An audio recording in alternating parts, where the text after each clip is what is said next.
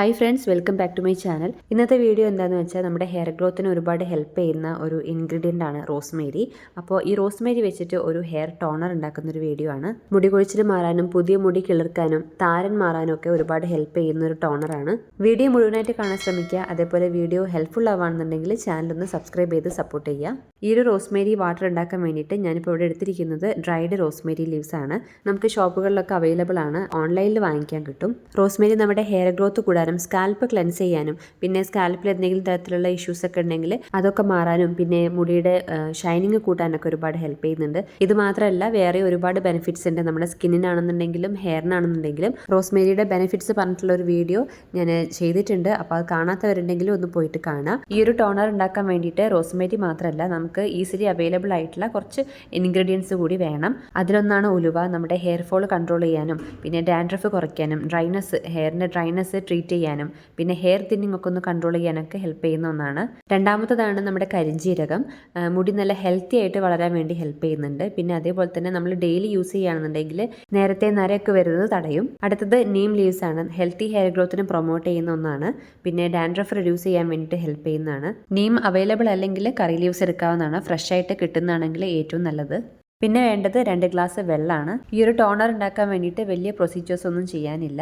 എടുത്തിരിക്കുന്ന 2 ഗ്ലാസ് വെള്ളത്തിലേക്ക് 3 spoon dried Rosemary leaves ഇടുന്നുണ്ട്. പിന്നെ 2 സ്പൂണ് കരിഞ്ജീരകം, പിന്നെ 2 സ്പൂണ് ഉലുവ. നീം ലീവ്സ് ഞാനൊരു 3 തണ്ട് എടുത്തിട്ടുണ്ടായിരുന്നു. ലീവ്സ് ഒന്ന് ചതച്ചിട്ട് കൊടുത്താൽ നല്ലതായിരിക്കും. ഞാനിപ്പോൾ ഇവിടെ ചതച്ചിട്ടൊന്നുമില്ല, കൈ കൊണ്ട് തന്നെ ഒന്ന് മുറിച്ചിട്ട് കൊടുത്തിട്ടുണ്ട്. ഇനി എന്താ ചെയ്യേണ്ടതെന്ന് വെച്ചാൽ നല്ല ഹൈ ഫ്ലെയിമിലിട്ടത് നന്നായിട്ട് തിളപ്പിക്കുക. എന്നിട്ടൊരു മീഡിയം ഫ്ലെയിമിലേക്ക് മാറ്റി ഇതൊന്ന് വറ്റിച്ചെടുക്കുക. ഇതിപ്പോൾ 2 ഗ്ലാസ് അല്ലേ എടുത്തിട്ടുള്ളത്, അത് 1 ഗ്ലാസ് ആവുന്ന വിധം വറ്റിച്ചെടുക്കുക. ഇതിപ്പോൾ നന്നായിട്ട് തിളച്ച് വരുന്നുണ്ട്. കുറച്ചു നേരം തിളപ്പിച്ചിട്ട് അതൊന്ന് മീഡിയം ഫ്ലെയിമിലേക്ക് മാറ്റാം. റോസ്മേരി മാത്രമായിട്ട് നമ്മൾ തിളപ്പിച്ചെടുത്താലും ഒരു ചെറിയൊരു ബ്രൗൺ ഷെയ്ഡാണ് ഉണ്ടാവുക. ഇതിപ്പോൾ ഇതിൻ്റെ കൂടെ കരിഞ്ജീരകമുണ്ട്, പിന്നെ ഉലുവയുണ്ട്. അപ്പോൾ അതിൻ്റെ കളറ് കുറച്ചും കൂടി വ്യത്യാസം ഉണ്ടാകും, കുറച്ചും കൂടി ഡാർക്ക് ആയിരിക്കും. 10 മിനിറ്റ് ഞാനിപ്പോൾ ഇതിങ്ങനെ തിളപ്പിച്ചെടുത്തിട്ടുണ്ട്. ഇപ്പോൾ നല്ലോണം വറ്റി ഒരു ഗ്ലാസ്സോളൊക്കെ ആയി വന്നിട്ടുണ്ട്. ഇനി ഫ്ലെയിം ഓഫ് ചെയ്തിട്ട് നന്നായിട്ട് തണുക്കാനായിട്ട് മാറ്റി വയ്ക്കുക. നന്നായി തണുത്തതിന് ശേഷം ഞാനിതൊരു സ്പ്രേ ബോട്ടിലേക്ക് ആക്കി മാറ്റിയെടുത്ത് വെച്ചിട്ടുണ്ട്.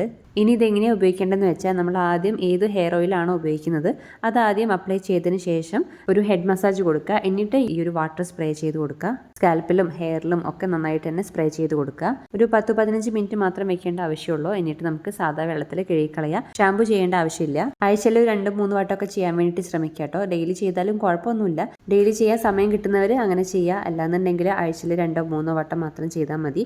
അപ്പോൾ ഇത്രയൊക്കെയുള്ളൂ ഈ ഒരു വീഡിയോയിൽ പറയാനായിട്ട്. അപ്പോൾ വീഡിയോ എല്ലാവർക്കും ഹെൽപ്ഫുൾ ആയെന്ന് വിചാരിക്കുന്നു. വീഡിയോ ഇഷ്ടമായെങ്കിൽ എല്ലാവരും ലൈക്ക് ചെയ്യുക, ഷെയർ ചെയ്യുക, സബ്സ്ക്രൈബ് ചെയ്യുക. വീഡിയോ മുഴുവനായിട്ട് കണ്ട എല്ലാവർക്കും താങ്ക് യു സോ മച്ച്.